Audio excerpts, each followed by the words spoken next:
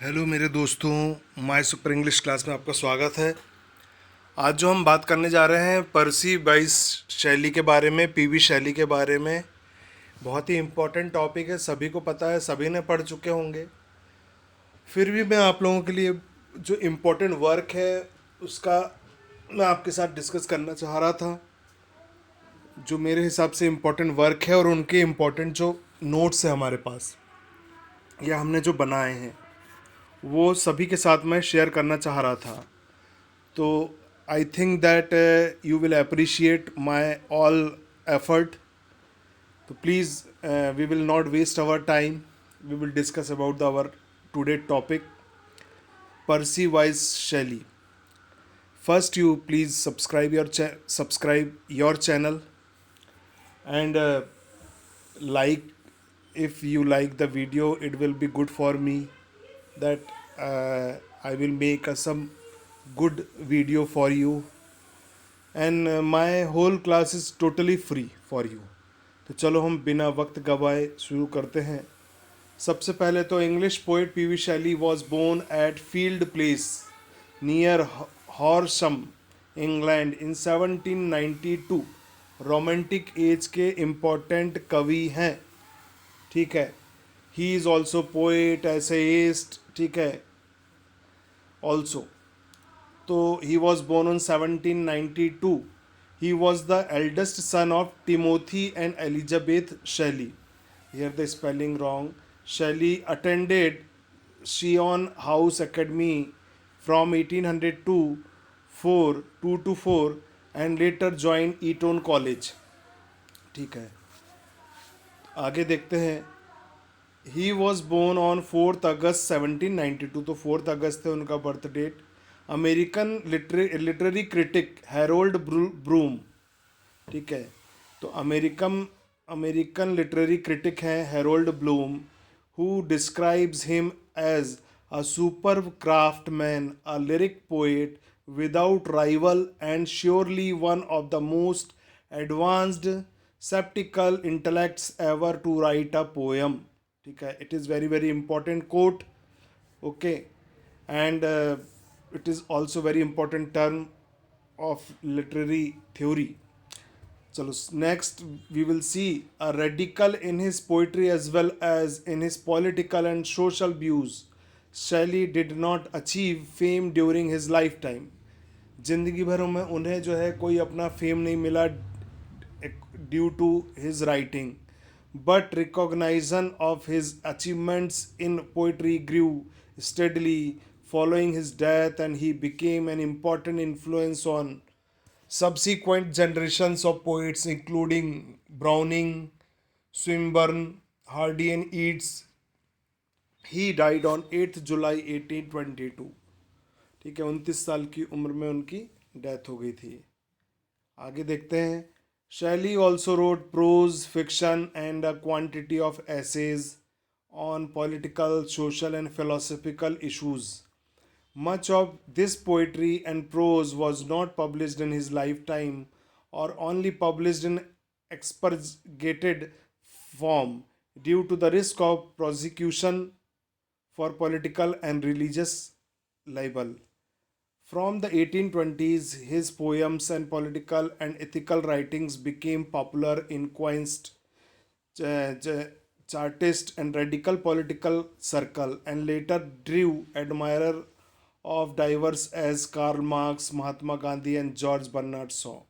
ठीक है, तो उनके इक्वल इनको माना गया है बाद में अकॉर्डिंग टू हिज राइटिंग्स। आगे देखते, देखो इनका एक बहुत ही इम्पोर्टेंट वर्क है ओजीमेंडियास। तो it was a first publish in the 11 January 1818 issues of the examiner of London. तो द एग्ज़ामिनर एक लंदन मैगज़ीन थी, उसमें जो है ये पब्लिश हुआ था ये work. The poem was included the following year in Shelley's collection Rosalind and Helen, a modern eclogue with other poems, and in a Prometheus compilation of his poems published in 1826। तो इन सब work में ये जो बोलना चाहिए ये भी include था, ठीक है। क्या, ओzymandias। तो सभी के साथ है, द एग्जामिनर में पहले पब्लिश हुआ, बाद में रोजालिंड एंड हेलेन में भी रहा, और ये बाद वाले वर्क में भी रहा। It is in Petrarchan sonnet form, ये पेट्रार्चन सोनेट फॉर्म में है। Its metre is loose iambic pentameter and its rhyming scheme is ABA CD EF। ठीक है, तो ये सोनेट है, 14 line Petrarchan sonnet. Two themes of the ओzymandias poems are the inevitable decline of rulers and their pretensions to greatness। ठीक है,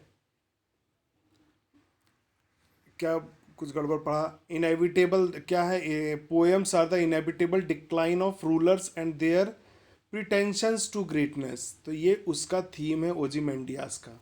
आगे देखते हैं। The poem explores the fate of history and the ravages of the time, even the greatest man and the empires they forge are impermanent, their legacies fated to decay into oblivion। ठीक है, शैली road the poem in friendly competition with his friend and fellow poet Horace Smith, जिनका जो है जन्म 1779 और dead हुए थे वो 1849 में। Who also wrote a sonnet on the same topic with the same title. तो ये वाला जो पॉइंट है हमारे लिए इम्पोर्टेंट है कि किसके कंपटीशन में, फ्रेंडली कंपटीशन में लिखा था उन्होंने, और उनका एक फेलो थे कौन, होरेस स्मिथ। तो दोनों ने जो है एक ही टॉपिक पे सेम टाइम में जो है सोनेट लिखी थी, याद रखिएगा। His second important work is Ode to the West Wind। Ode to the West Wind was written in 1819 and published in the Prometheus Unbound volume in 1820। तो Prometheus Unbound volume में ये पब्लिश हुआ था। The poem consists of 5 section cantos, ठीक है, written in terza rhyme। terza rhyme rhyming scheme है। Each section consists of 4 tercets, ABA, BCB, CDC, DED and a rhyming couplet EE। ठीक है, the ode is written in iambic pentameter। The poem begins with 3 sections describing the wind's effects upon earth, air and ocean। In the last 2 sections, the poet speaks directly to the wind, asking for its power to lift him up and make him its companion in its wandering। The poem ends with an optimistic note, which is that if winter days are here, then spring is not very far।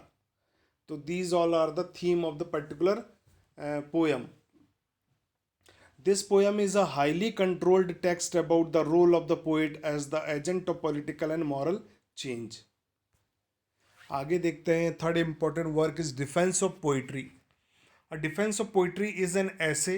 ये जो है essay है defence of poetry, ये it is a very important essay of P B. Shelley, written in 1821 and first publish in क्या किसमें, posthumously in 1840 in essays letters form abroad.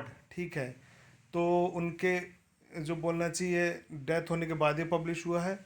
ठीक है, 1840 में उनके ऐसे के कलेक्शन में translations and fragments by Edward Moxon in London. तो एडवर्ड मॉक्सन जो थे उन्होंने इसका ट्रांसलेशन किया था और कंपाइल किया था। It contains Shelley's famous claim that poets are the unacknowledged legislators of the world. ठीक है, तो इसमें क्या क्लेम किया था शैली ने, poets are the unacknowledged legislators of the world, ये याद रखिएगा। और देखते हैं। Shelley wrote a great deal about especially around 1819 with the strongest version of it articulated the last famous line of the his defence of poetry. क्या last line थी defence of poetry की? The poets are the heroines of the unapprehended inspiration, the mirrors of the gigantic shadows which futurity casts upon the present, the words which expresses what they understand not, the triumphs which sing to battle and feel not what they inspire, the influence which is moved not but moves. Poets are the unacknowledged legislators of the world. ठीक है, तो this is the actually main full para of the particular last line of the defence of poetry, और ये बहुत important है, exam के हिसाब से पूछा जा सकता है। फिर है टू आई स्काईलार्क, ये तो बहुत अवेलेबल है, हर जगह अवेलेबल है, आपने पढ़ा भी होगा। थोड़ा थोड़ा मैं भी बताता हूँ। Is a poem compiled by P Shelley in late June 1820 and published accompanying his lyrical drama Prometheus Unbound by Charles and James Collier in London. ठीक है, तो ये प्रोमेथस अनबाउंड में ये भी वर्क था।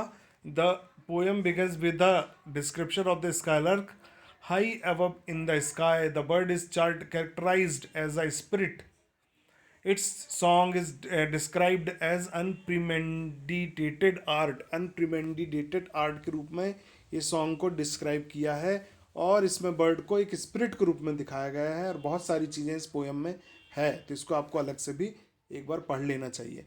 It was inspired by an evening walk in the country near Livorno Italy. ठीक है, तो उधर ये गए थे घूमने विद हिज वाइफ मैरी शैली, and describes the appearance and song of the skylark they come upon. Mary Shelley described the event that inspired Shelley to write To a Skylark. क्या बोलती है Mary Shelley? In the spring we spend a week or two near Langor, Livorno.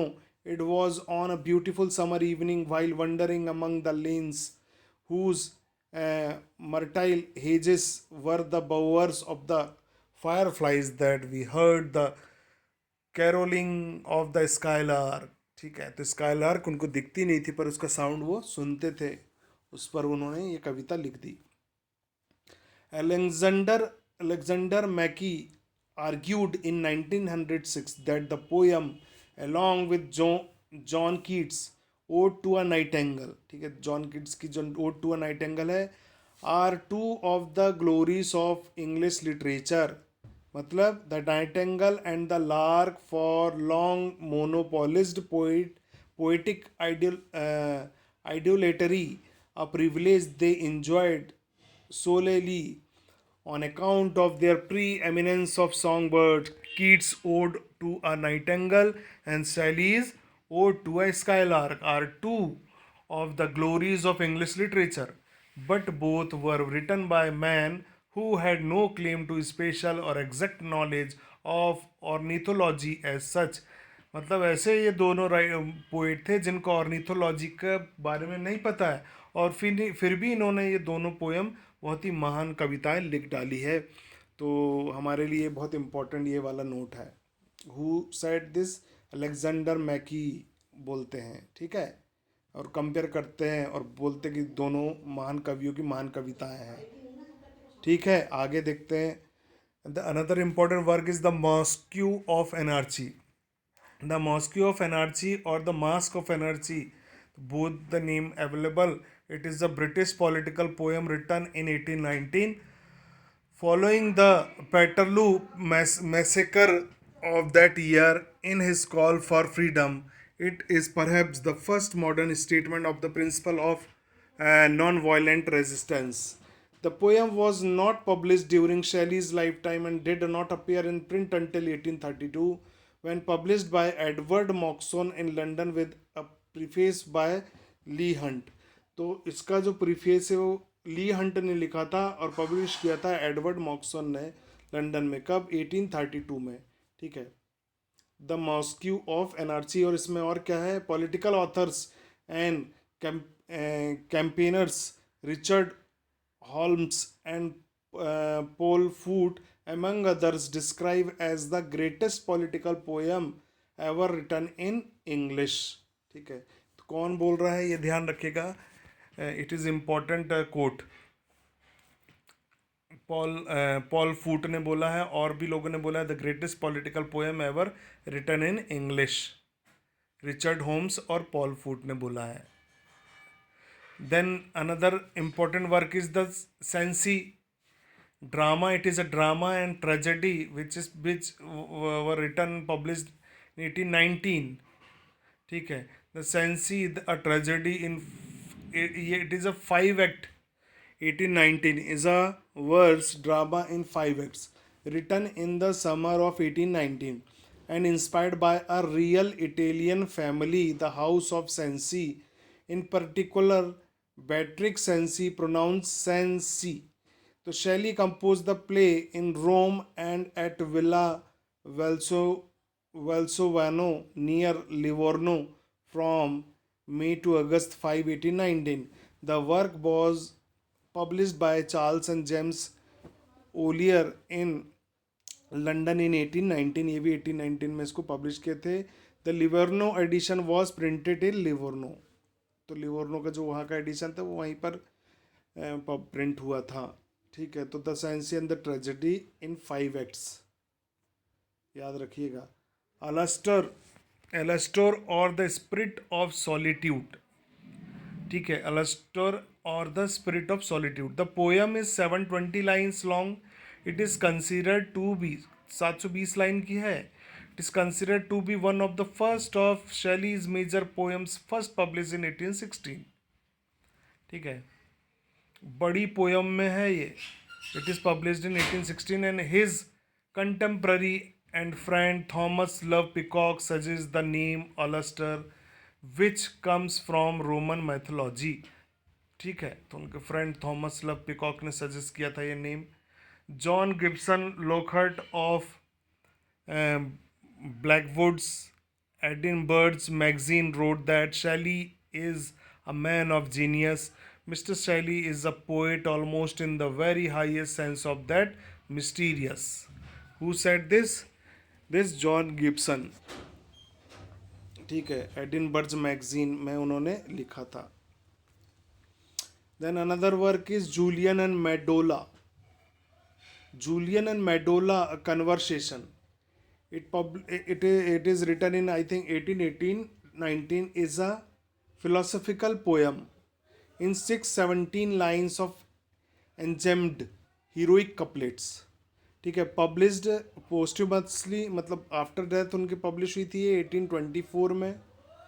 It first appeared after Shelley's death in a volume of his work called posthumous poem in 1824. It is inspired by conversations Shelley had with Byron in Venice in 1818, in which they explored their different outlooks in life. So it is written in a conversational, natural style, which had not until then been usually in Shelley's works, and which may have been partly suggested by Byron's poem Beppo. Julian and Medello was in its turn a strong influence on the dramatic monologue or Robert Browning. ठीक है. तो this is very important work, Julian and Medello. It is a conversational poem, philosophical poem. एडोनॉइज के बारे में भी सब जानते हैं. Those who did BA English, I think that it were in course.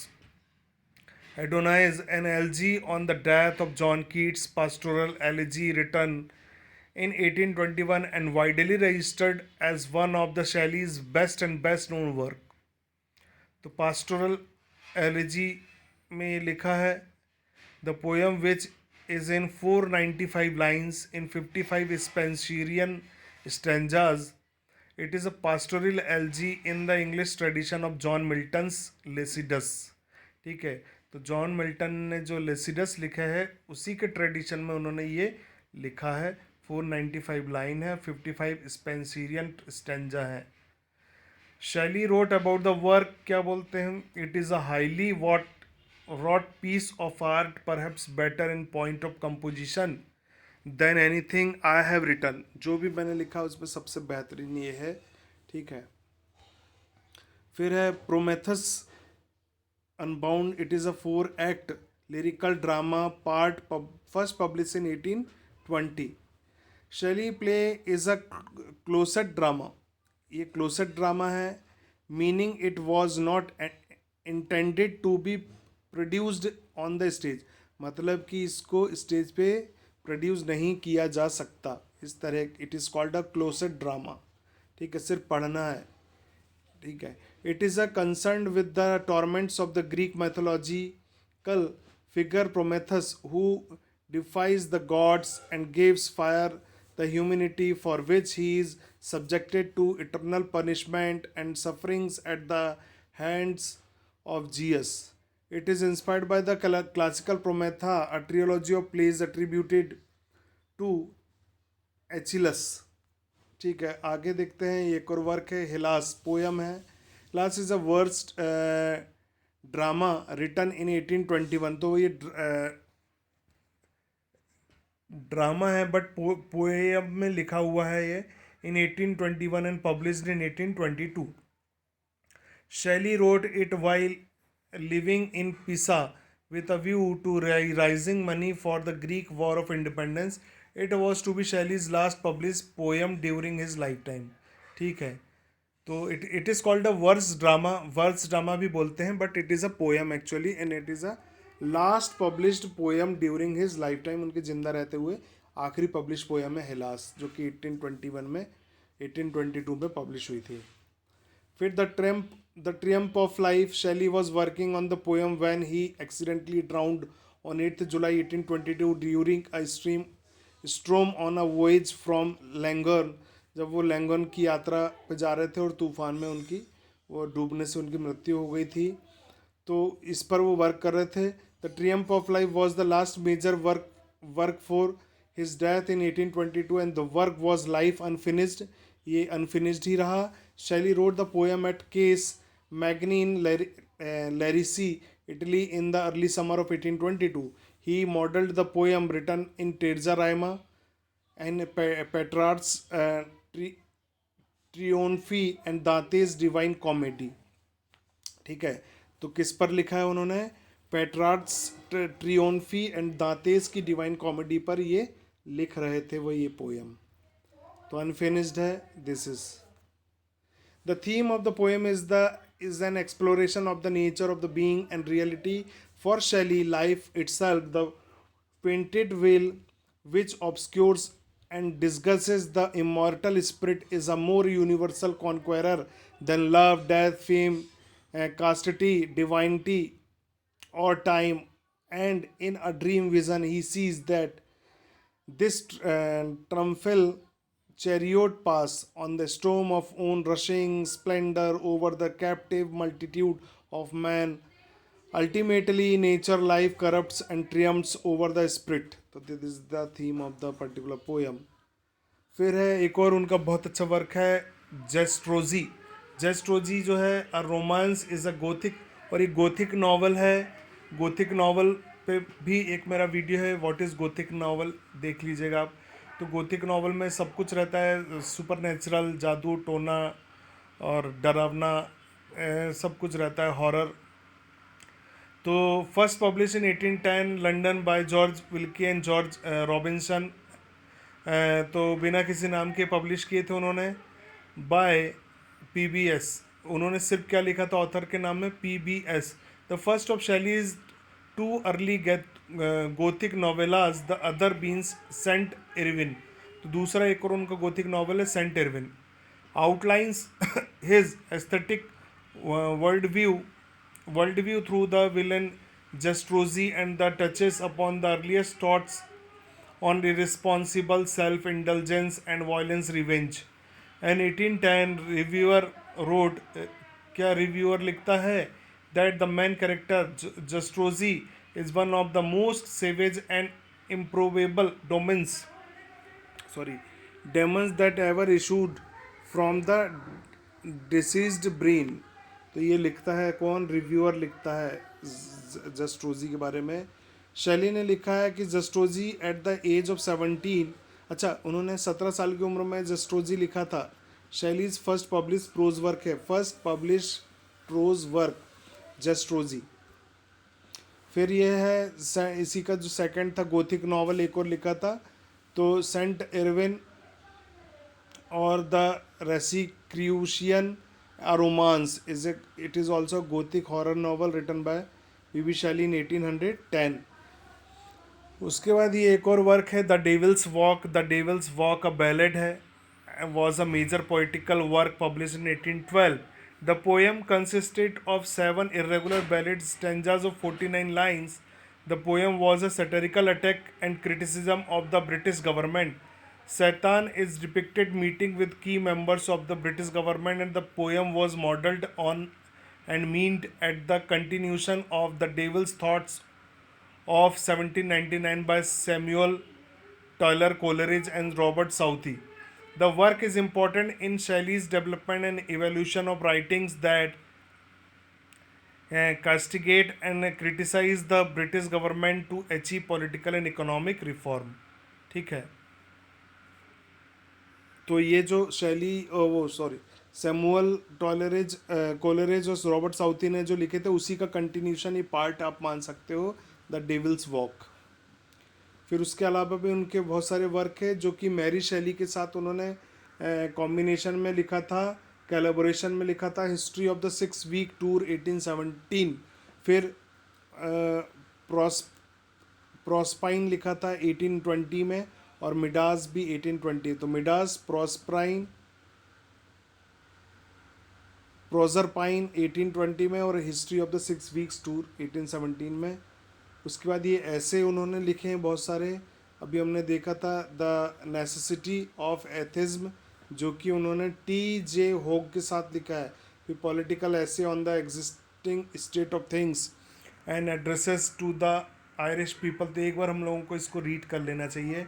Acceleration of right, a letter to lord Ellenborough and a vindication of the natural diet, refutation of the deism, speculations on metaphysics, on the vegetable system of diet, a future state, on the punishment of death। फिर ये और भी ऐसे हैं, on the punishment of death, speculation of morals, on Christianity, on love, on the literature, the art, the manners of the on the। तो हम लोग क्या एक बार ऐसे रीड करने में हम लोगों को थोड़ा ध्यान रहता है। ऑन फ्रैंकेस्टाइन, ऑन लाइफ, ठीक है। फिर ये कुछ पोइट्री और हैं जिसके बारे में हम लोगों ने डिस्कस नहीं किया है। जस्ट्रोजी है, अभी डिस्कस किया था। Original poetry by Victor and Cazire. फिर है जो कि कोलेबोरेशन था एलिजाबेथ शेली के साथ उन्होंने लिखा था। उनकी माँ जो थी एलिजाबेथ शेली, है ना। तो विक्टर एंड केजियर। फिर सेंट एरविन, अभी हमने बात की। The devil's walk, Queen Mab, Alastor, Mont Blanc on death, ये पोइट्री है उनकी। और भी है the mask of anarchy, ode to the west wind, अभी कुछ तो हम लोगों ने डिस्कस कर ली। हिम ऑफ इंटेलेक्चुअल ब्यूटी, ठीक है। these all, Julian and Medallo, Peter Bell the Third, Prometheus Unbound, To a Skull at the Cloud, The Sensitive Plane, ठीक है। फिर है द क्या है, ओडिपस ट्रेनस, ठीक है। ट्रेजेडी इन 2 एक्ट्स क्या है, the which of the Atlas, Adonais है, ठीक है। तो तो अगर आपको लगता है कि अपना कलेक्शन बहुत अच्छा है और हम लोगों को ये काम आने वाला है, तो ज़रूर इसको एक बार पूरा वीडियो ज़रूर देखिए, और I think that it will give to you good help. P B Shelley का आपको इसके अलावा मुझे नहीं लगता कि और कुछ आपको पढ़ना पड़ेगा, ठीक है। हाँ, अलग अलग टॉपिक को हम लोग और डीपली पढ़ सकते हैं। Okay, thank you. सब्सक्राइब कर लीजिए चैनल को, लाइक करिए वीडियो को और शेयर करिए अपने दोस्तों के साथ। Thank you.